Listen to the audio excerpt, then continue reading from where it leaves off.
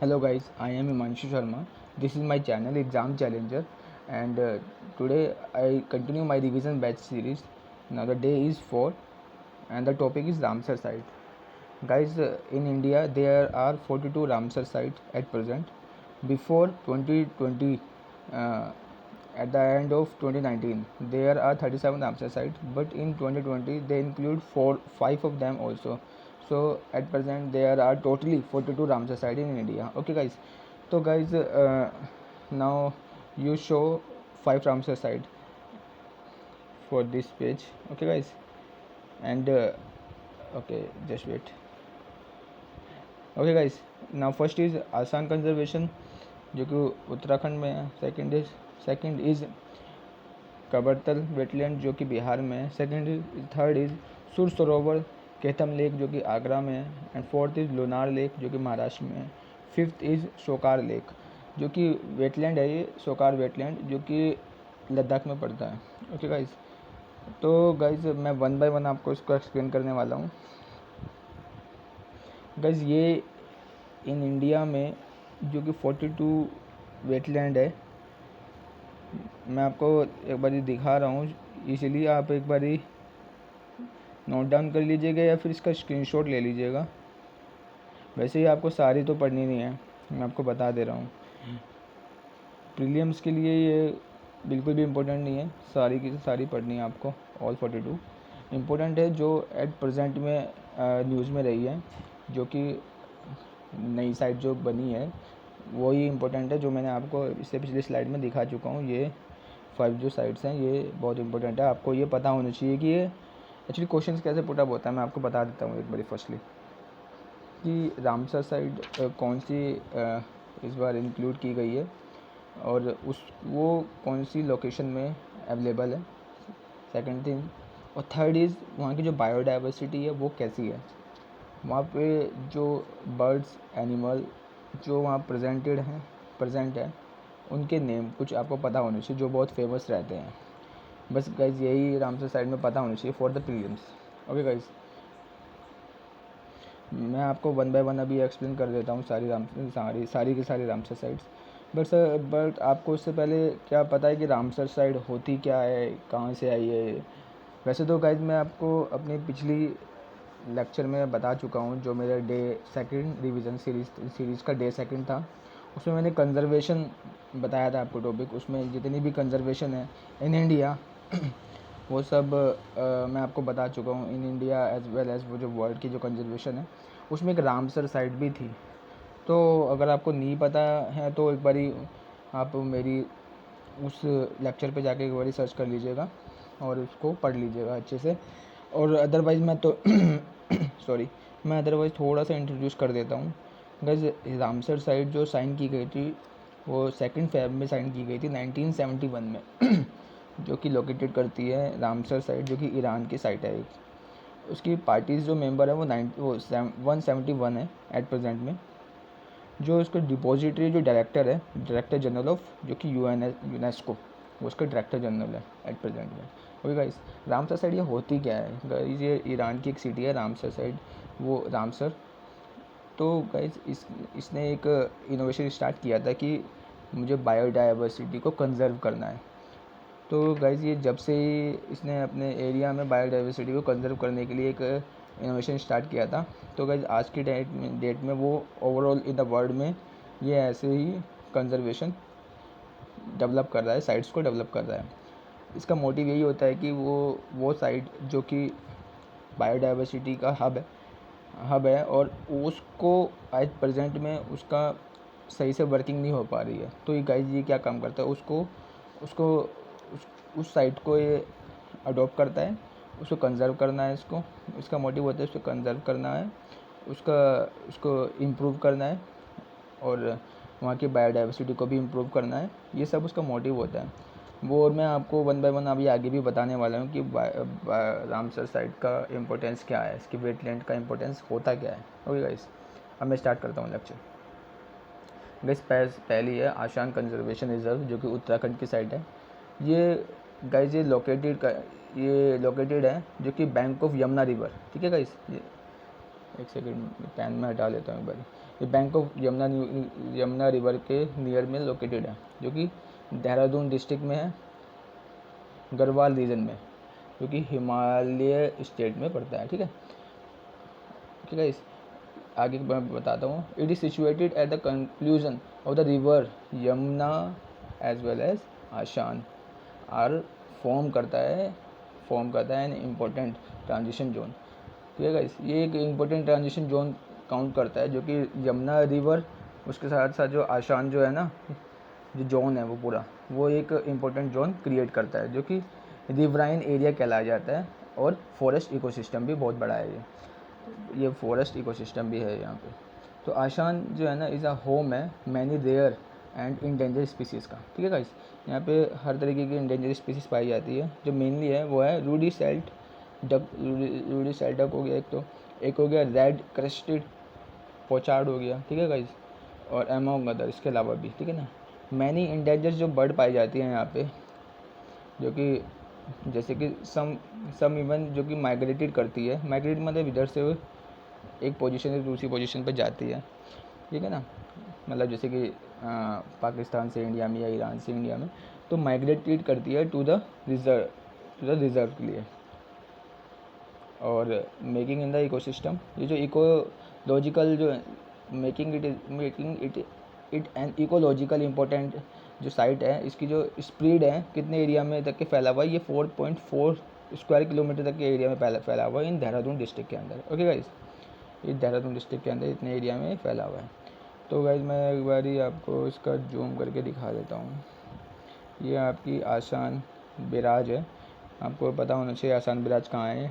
ये deer park भी यहाँ पड़ता है ऊपर इसके, और इसके साइड में यमुना रिवराइन एरिया बोला था ना, यमुना रिवर का एरिया ये पड़ता है। ये देखो, ये वाला यमुना रिवर वाला एरिया उत्तराखंड ये ना। तो आपको थोड़ा सा मैप की स्टडी भी साथ साथ करनी चाहिए, कर लेनी है। ठीक है, अब आ गया काबरतल वेटलैंड, जो कि बेगूसराय बिहार में पड़ता है। ये काबरतल वेटलैंड इसको भी बोलते हैं, कन्वर झील भी बोलते हैं इसको गाइस। ठीक है, ये कवर करता है एरिया, एक सेकेंड, कवर करता है एरिया 2620 हेक्टेयर का, जो कि इंडो गंगेटिक प्लेन का एरिया है। इंडो गंगेटिक प्लेन का एरिया है, नॉर्थ बिहार स्टेट के अंदर पड़ता है। ठीक है, और गाइज ये जो एक सिग्निफिकेंट महत्वपूर्ण जो बायोडाइवर्सिटी है वो प्रेजेंट है यहाँ पर। जैसे कि 165 यहाँ पे प्लांट की स्पीसीज़ पाई जाती है, 394 यहाँ एनिमल की स्पीसीज़ पाई जाती है, जो कि रिकॉर्डेड की गई है आज की डेट में।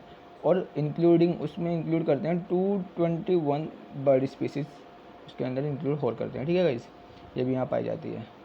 इसके अलावा जो गाइज ये वेटलैंड है यार, ये पेन, ये यहाँ पे जो वेटलैंड है ये इम्पोर्टेंट है। स्टॉप ओवर, ये क्या स्टॉप करता है यहाँ पे, क्या चीज़ रोकता है, ये रोकता है सेंट्रल आशियान फ्लाईवे, इसको रोकता है ये। इसके अलावा 58 जो माइग्रेटेड जो वाटर बर्ड्स हैं, और इसके अलावा जो रेस्ट ऑफ फ्यूल मतलब ये इधर से उधर जब जाती है ना, यहाँ पे रेस्ट करने के लिए आती है इस जगह पे, उसके बाद वो रिफ्यूल करती है। रिफ्यूल मतलब ये नहीं कि भाई ऑयल को लेके इधर से उधर, मतलब ये रिफिल मतलब अपनी एनर्जी को डेवलप करके दोबारा अपना रिप्लेस करते हैं इधर से उधर। ठीक है गाइस, आल्सो वैल्यूएबल साइट है ये, फिश बायोडाइवर्सिटी के लिए भी वैल्यूएबल साइट है ये। और यहाँ 50 स्पीसीज़ डॉक्यूमेंटेड पाई गई है। ठीक है, और यहाँ गाइस यहाँ पे 5 क्रिटिकल इंडेंजर स्पीसीज़ है, जो कि यहाँ पे जो हैबिटेट है उसका 5 क्रिटिकली इंडेंजर स्पीसीज़ का हैबिटेट है यहाँ पे। उनमें से गाइस तीन तो वल्चर ही हैं, जो कि पहला है red headed vulture, second is white vulture, and third is Indian vulture. उसके अलावा गाइस जो 5 में से 3 तो यही हो गए, और जो 2 जो है ना वो वाटर बर्ड्स हैं, जिसका नाम है स्क्वायरबल लैपिंग हो गया, सेकंड का नाम है बियर्स पोचार्ड हो गया। ठीक है गाइस, ये भी यहाँ पाए जाते हैं। और गाइस यहाँ पे जो मेजर जो थ्रेट होता है ना यहाँ पर, वो थ्रेट होता है वाटर मैनेजमेंट का। यहाँ पे वाटर मैनेजमेंट में प्रॉब्लम है, मतलब जैसे कि यहाँ पे सीवरेज में प्रॉब्लम है, और यहाँ पे ड्रेनेज में प्रॉब्लम है, यहाँ पे ड्रेनेज की प्रॉब्लम है। ठीक है ना, और वाटर एब्स्ट्रक्शन में प्रॉब्लम है, डैमिंग में प्रॉब्लम है, और कैनाल्स भी यहाँ पे खुली हुई हैं काफ़ी सारी, मतलब ये डस्ट वस्ट वेस्टेज यहाँ पे रोटेट होता है। तो गाइस मैं मैप में दिखा देता हूँ, ये वो रामसर साइट है जो कि काबरथल वेटलैंड, जो कि काबरथल है, ये ऐसी है दिखने में। यहाँ पे कुछ गाइस, यहाँ पे मैंग्रोव्स प्लांक्टन पाए जाते हैं। गाइस ये बताइए मैंग्रोव्स और प्लांक्टन किस चीज़ के लिए मदद करते हैं? अगर आपको इसका आंसर पता हो तो मुझे कमेंट करके ज़रूर बताइएगा। मैं आपको बता देता हूँ कि ये जो कबरतल वेटलैंड है ये कहाँ पर है। ये रही गाइस, ये रही बिहार में कबरतल वेटलैंड। आपको मैप की स्टडी बहुत ज़रूरी है। देखिए ये आशान कंजर्वेशन मैंने अभी जो बताई वो आपको ये रही, ठीक है ना गाइस। अभी मैं आपको दोबारा से ये मैप दिखा दूँगा, अभी पहले मैं सारी साइट्स को कवर कर लेता हूँ। ओके गाइस, आप इसका स्क्रीनशॉट भी ले लेना। अगर आपको लगता है स्क्रीनशॉट लेना चाहिए तो आप स्क्रीनशॉट ले लीजिए एक बार इसका। गाइस ये थर्ड साइट है सुर सरोवर लेक, जो कि एक सेकेंड, जो कि सुर सरोवर जो लेक है Keetham is one of the bird sanctuary है गाइस ये, विच इज़ प्रोवाइड की गई जो shelter to migrated species, migrated and resident bird का। गाइस इसका मतलब ये है कि ये एक पहली जो बर्ड सेंचुरी है जो प्रोवाइड कराती है शेल्टर, मतलब रुकने के लिए, और शेल्टर प्रोवाइड कराती है अपने यहाँ पे ठहरने के लिए, और टू किसके लिए, जो माइग्रेटेड है, जो वही जो बाहर से आती हैं बर्ड्स, और उनका ये रेजिडेंट भी है, मतलब यहाँ रहती भी हैं वो, मतलब बाहर से आती हैं यहाँ रुकती हैं, टाइम एक्सपेंड करती हैं अपना, ऐसे है ये। तो गाइस ये दिस सेंसिटिव जो लेक है, ये जो लेक है अबाउट 20 किलोमीटर है फ्रॉम आगरा से 20 किलोमीटर है, जो कि लोकेट करती है सुर सरोवर बर्ड सेंचुरी में, ठीक है ना। जो कि खेतम लेक जो है ना इज लिंक्ड है रेलवे स्टेशन से एट द खेतम रेलवे, ठीक है ना। और स्टेशन एंड वॉज डिक्लेयर करता है as a national bird sanctuary को, स्टेशन डिक्लेयर करता है नेशनल बर्ड सेंचुरी को 1991 से बाय यूपी फॉरेस्ट डिपार्टमेंट के द्वारा। जो रिवराइन जो बेल्ट है of river Jamuna surrounded by the area of सुर सरोवर। सो गाइस ये जो बेल्ट है, कौन सी बेल्ट है, ये रिवराइन बेल्ट है किसकी, यमुना की बेल्ट, यमुना का एरिया है, जो कि एरिया ऑफ सुर सरोवर, मतलब यमुना नहर यहाँ पे फ्लो करती है, उसका ये पानी यहाँ पे है। तो गाइस मैं दिखा दे रहा हूँ, ये यहाँ पे एक सेकेंड, ये जो ब्लैक डक है ये यहीं पे पाई जाती है। ये गाइस ये जो ये बीच में लूनार लेक है, ये यहाँ पे गलत है इस टाइम पे, ठीक है गाइस। और ये है देखो, ये वाइट डक भी है यहाँ पर पाई जाती है, जो कि माइग्रेट करती है, इधर से माइग्रेट करती है यहाँ पर इस पोजीशन पर इंडिया में, जिसकी नीक बड़ी है, चोंच भी लंबी है काफ़ी। ओके गाइस, अब मैं नेक्स्ट पे आता हूँ गाइस। नेक्स्ट है लूनार लेक। आपको अगर नहीं पता तो मैं बता देता हूँ। लूनार लेक इंडिया की वर्ल्ड की one of the first lake है जहाँ पे मेट्रोइड गिरा था, और मैं अब इसको एक्सप्लेन कर देता हूँ।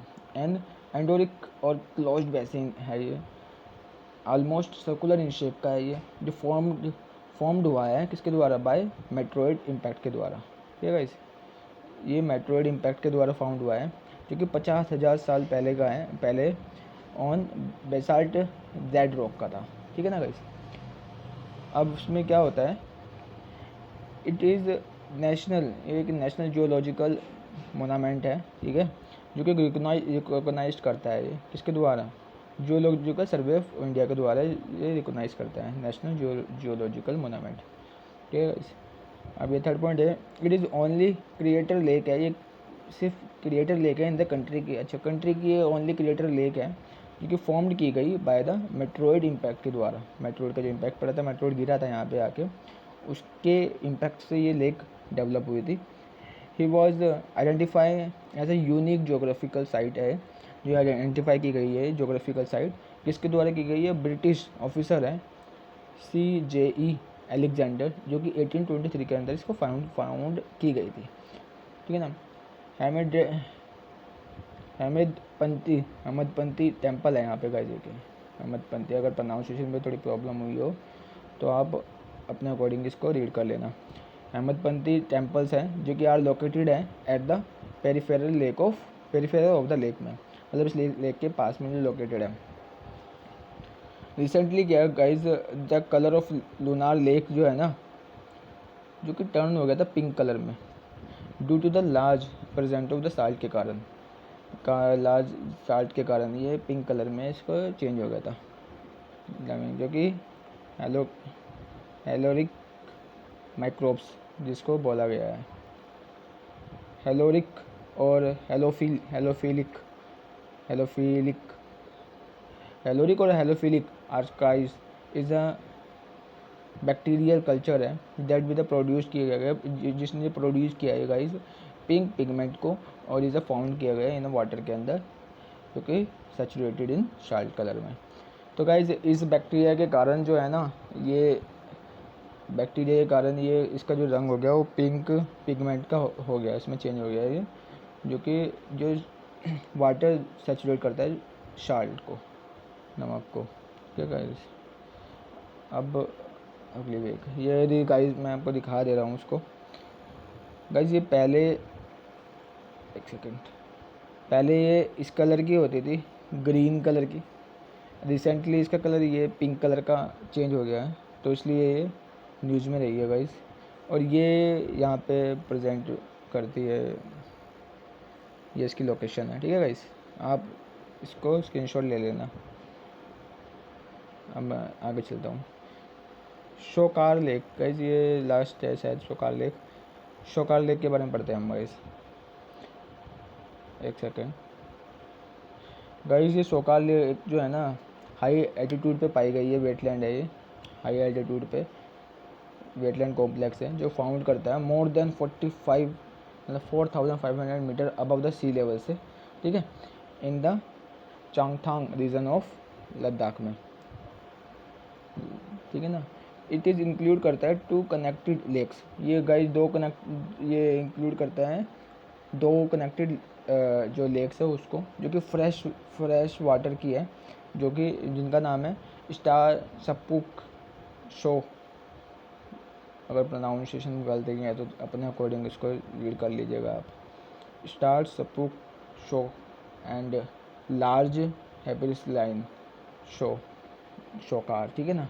ये 2 लेक हैं जो कि कनेक्ट करती है शोकार लेक को, ठीक है guys. The name of Tsokar lake जो रेफ़र करती है वाइट साल्ट, ये वाइट साल्ट रेफ़र करती है जो efflorescence on the margins of the lake caused by evaporation of the saline water. Guys ये एक्चुअली मैं इसका थोड़ा प्रोसीजर बता देता हूँ। ये एक्चुअली ये जो लेक है ये पहाड़ों से कवरिंग लेक है, चारों तरफ पहाड़ है, तो इसका जो फ्लो है वो कुछ कहीं बहता नहीं है, बल्कि 2 लेक का जो फ्लो है वो इसमें आके गिरता है, तो ये एक जगह इकट्ठा होता है वाटर जो है, तो कहीं इसका फ्लो है ही नहीं, तो इसलिए गाइस वहाँ पे सूरज की जो रेज आती है उस कारण उसका जो साल्ट है ना वो क्या कहते हैं डाइल्यूट नहीं होता है, डाइल्यूट नहीं होने के कारण वो साल्ट ऊपर आता रहता है वाटर में से जो साल्ट होता है, तो इसलिए वहाँ पे बहुत ज़्यादा साल्ट जो है ना वो इकट्ठा हो जाता है एक जगह पर। ये guys an important stop over ground central Asian flyway है, ये यहाँ पे एक फ्लाईवे है गाइस, ठीक है। और ये प्राइमरी सोर्स ऑफ लेक है जो कि ग्लेशियर मेल्ट वाटर, ग्लेशियर के पिघलने पे जो ये बनाई गई है, ये प्राइमरी लेक है, ठीक है, ग्लेशियर के पिघलने से जो बनती है। ब्रीडिंग एरिया है गाइस ये यहाँ पर इंडिया में, जो कि ब्लैक निक्ड क्रैंक का एक ये ब्रीडिंग एरिया है, यहाँ पे वो ब्रीडिंग के लिए आते हैं ब्रीडिंग, ओके। और गाइस ये इतना था जो इस बार की 5 लेक थी जो इम्पोर्टेंट थी। अच्छा, रामसर जो साइट है ये इम्पोर्टेंट क्यों होती है वो मैं आपको थोड़ा बता देता हूँ, ये बेनिफिशियली क्यों है, ओके गाइस, थोड़ा इस पर भी ध्यान देना, MCQ में क्वेश्चन आ जाता है।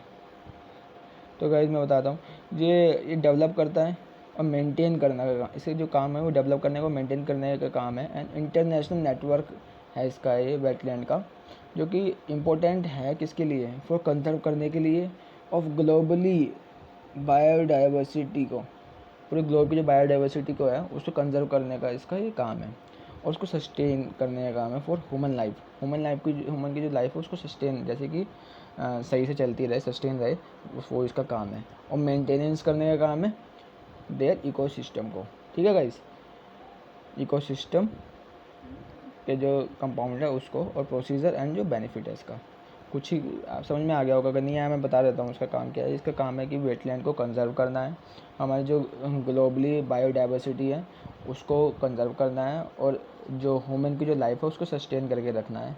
ठीक है ना। और मेंटेनेंस जो है ना इसका परमानेंट मेंटेनेंस, इकोसिस्टम का जो मेंटेनेंस है कंपोनेंट वो हमेशा परमानेंट चलता रहे और प्रोसेसिंग में रहे, एंड उससे हमें क्या, ये इसका बेनिफिट है।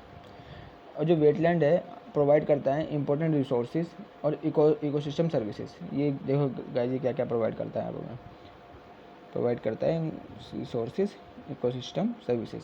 अब कौन कौन से ये हमें प्रोवाइड करता है, फूड भी प्रोवाइड करता है हमें इकोसिस्टम, वाटर भी प्रोवाइड करता है। ठीक है, वाटर प्रोवाइड करता है भाई, फिल्टर करता है, ये फाइबर देता है, फाइबर ग्राउंड वाटर का रिचार्ज करता है। ठीक है गाइस, वेटलैंड का काम यही है, अगर जहाँ पे ग्राउंड वाटर की प्रॉब्लम है वहाँ पे वाटर को स्टोर करो, वेटलैंड में कन्वर्ट कर दो, तो वहाँ की जो वाटर साइकिल है वो इम्प्रूव होएगी। वाटर प्योरीफिकेशन का काम करती है। ठीक है गाइस, वहाँ पे क्योंकि प्लांकेटोन है, प्लांकेटोन का काम यही होता है वाटर को कंजर्व कर, वाटर को प्योरीफाई करना। फ्लड मॉडरेशन, ठीक है गाइस बिल्कुल सही है, फ्लड को कंट्रोल कर, जहाँ पे वेटलैंड है वहाँ पे मैंग्रोव्स होंगे, मैंग्रोव्स प्लांकेटोन्स होंगे, जहाँ ये प्लांकेटोन्स और मैंग्रोव्स प्रोवाइड गिवन होंगे वहाँ पे फ्लड की जो स्पीड होगी वो कम होती है, क्योंकि वहाँ पे मैंग्रोव्स की जो पकड़ होती है स्ट्रॉन्ग होती है। ठीक है ना। इरोजन कंट्रोल करता है, बिल्कुल सही है, एंड क्लाइमेट रेगुलेशन में काम करता है। ठीक है, ये इसका इम्पोर्टेंट है, आपको ये पता होना चाहिए गाइस। मैंग्रोव रामसर मतलब वेटलैंड का काम क्या होता है। They are major source of water, काफ़ी सारे सोर्स हैं वाटर, मेजर सोर्स हैं वाटर के, जैसे कि and our supply of fresh water. ठीक है, जो कि कम फ्रॉम द वेटलैंड के द्वारा। वेटलैंड हेल्प करता है शॉक रेनफॉल को भी हेल्प करता है, एंड रिचार्ज करता है ग्राउंड वाटर को, वो हमने पढ़ लिया था। ठीक है ना गाइस। ये आगे guys ministry of environment forest and climate change, जो कि वर्क करती है, एक second, work to close, sorry, would be the working closed with the union territory wetland authority to ensure करता है ये यूज़ ऑफ द साइट। मतलब ये ministry of environment and forest climate change जो है ना, ये इसको प्रोवाइड करता है एंड वर्किंग के लिए अलाउ करता है यूनियन टेरिटरी को भी, कि जो वेटलैंड है उसको भी ऑथराइज़ करता है और यूज़ करता है साइट को यूज़ करने के लिए कहता है। ठीक है गाइस। अब गाइस ये मैंने आपको रामसर साइट जितनी भी है मैं आपको अभी करा चुका हूँ, आपको इसको एक बारी अच्छे से रिवाइज़ कर लेना, क्वेश्चन बन सकता है रामसर साइड में से, क्योंकि कन्वेंशन से क्वेश्चन आता है, रामसर साइड से भी क्वेश्चन आता है, तो आपको इसको अच्छे से पढ़ लेना है। और सारी के सारे रामसर साइट्स को पढ़ने की ज़रूरत भी नहीं है आपको, 42 का भी आप सारे 1 बाय 1 आप स्टडी करने लग जाओ। आपको सिर्फ ये जो करंट में 5 रही है इसको आपको अच्छे से पढ़ना है। और अगर ज़्यादा ही आपको हार्डली ज़्यादा पढ़ने का शौक़ है कि भाई मुझे अच्छे से छोड़ना ही नहीं है, अगर कोई रामसर साइड से कोई क्वेश्चन बनता है तो आपको 2019 की पढ़ लेनी है हार्डली, अगर आपको पढ़ना है तो। अदरवाइज़ 2020 की ही आपको पढ़नी है गाइज, 2021 में 2020 की ही रामसर साइट्स आने वाली है। ठीक है गाइज, क्योंकि पेपर जो है वो मुझे जहाँ तक लगता है मई के पेपर ही मई तक के का पेपर में 2021 में मई का सिलेबस ही आने वाला है, मई तक प्रीलिम्स का। ठीक है गाइज, और देखते हैं क्या। तो मैं आपको बता देता हूँ, एक बार ये स्क्रीनशॉट ले लो अगर आपको पढ़ना है 2019 की भी रामसर साइट्स। अदरवाइज मैं पहले भी बोल रहा हूँ कि 2020 की पढ़ लेनी वो सफिशेंट है, फिर भी आप एक बार देख लो। Nangal wildlife sanctuary, Keshavpur wetland हो गया, ब्यास वेटलैंड साइड हो गया, जो कि पंजाब की 3 है। उसके अलावा गाइज महाराष्ट्र की एक ही है, नंदूर मधेश्वर बर्ड सेंचुरी। ठीक है, उत्तर प्रदेश की है सहरसी नरवार झील जो होगी, नवाबगंज बर्ड सेंचुरी होगी, समसपुर बर्ड सेंचुरी होगी, सिंधी बर्ड सेंचुरी होगी, पार्वती आगरा बर्ड सेंचुरी होगी, समन बर्ड सेंचुरी होगी। गाइस ये आप सेंचुरीज़ हैं, ये आपको अच्छे से पढ़ लेनी है। यूपी की, पंजाब की और महाराष्ट्र की 3 हैं। अगर आपको पढ़ने का शौक है तो उसको आप पढ़ लेना अच्छे से। और नेक्स्ट टॉपिक क्या लेके आना है बता देना, अदरवाइज़ मैं अपने अकॉर्डिंग लेके आने वाला हूँ, ठीक है। ओके, अगर आपको अच्छी लगी हो ये वीडियो तो उसको लाइक कर दीजिएगा, सब्सक्राइब भी कर दीजिएगा और शेयर भी कर दीजिएगा, ठीक है ना गाइस, शेयर भी कर दें। Thank you, have a good day.